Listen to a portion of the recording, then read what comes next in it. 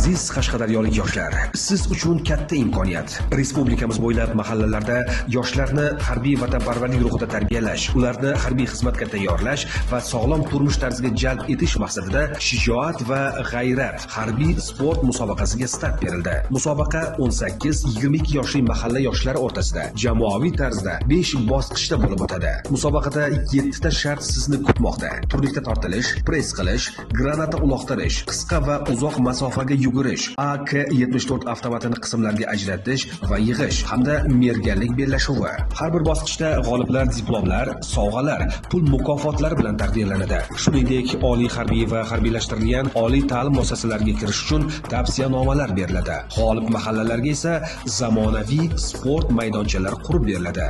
Bu faqat sport emas, bu shon, g'urur va vatan oldidagi burchga tayyorgarlik. Shijoat va g'ayrat musobaqasida ishtirok et. Qashqadaryo sharafini himoya qil.